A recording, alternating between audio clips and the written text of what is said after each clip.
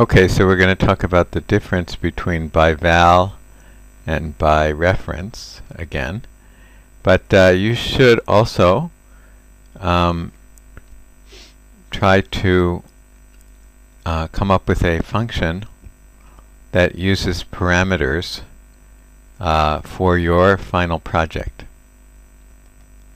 So we use ByVal, which means by value, and it means that you are passing a copy of a variable to your subroutine.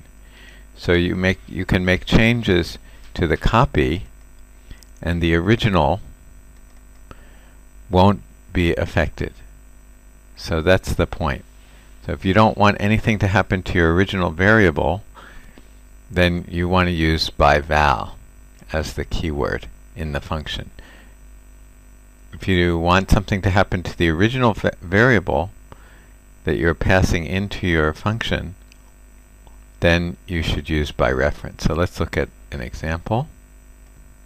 So add a new button to your form, and double-click the button and add this code. So we're going to have a number as an integer, number 1, and we're going to set number 1 equal to the value 10. And then there's a function called increment variable, and we're going to put number 1 in there. Okay, now here's the trick. Okay, first of all, we don't know what increment variable is because we're going to define that later.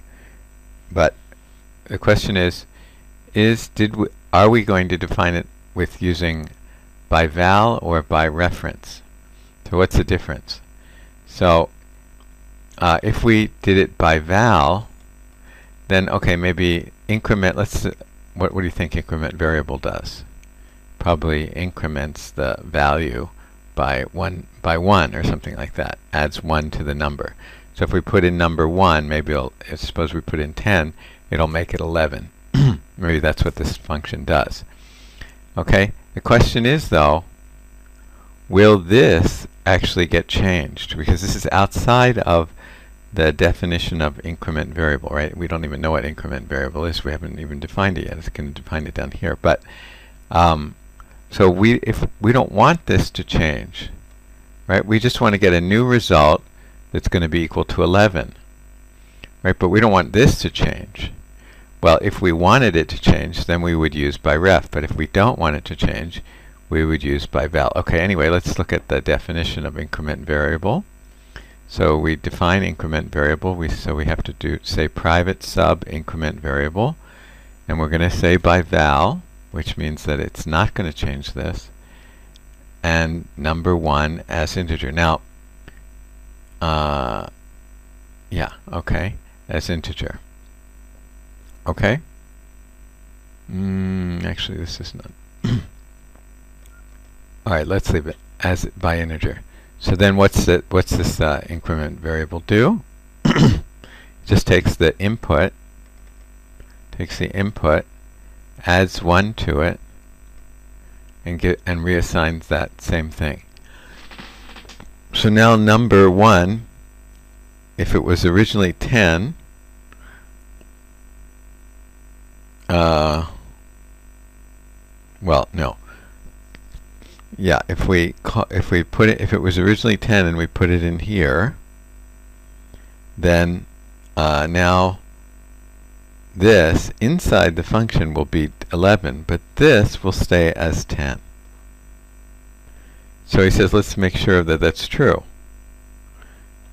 So make sure that this hasn't changed to 11. When you're done, run the program and click the new button. So click this button, and what answer is displayed? It should be 10. Right? This hasn't changed. But hold on, didn't we increment the variable number 1 with this line? Yeah, but we did it by value. So number 1 started out as having a value of 10. After our sub got called, we added 1 to number 1. So it should have the value of 11, right? But we did it by value. This means that only a copy of the original variable got passed into here. When we incremented the variable, only the copy got 1 added to it. the original stayed the same.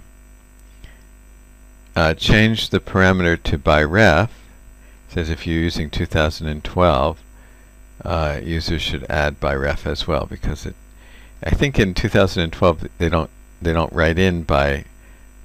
That's like the default. But if you want it, so you don't have to say ByVal if it's 2012. But if you want it to be ByRef, you do have to say ByRef. And if you're using earlier versions, you have to do it as well. Now run your program. Now click the button so that we can see the message box, which is showing this value here, because it's referring to here, it's not. But it was ByRef, and now we get 11. So that illustrates the difference between ByVal and ByRef. Okay, so when it's ByVal, a copy is being brought into the function, not the original variable.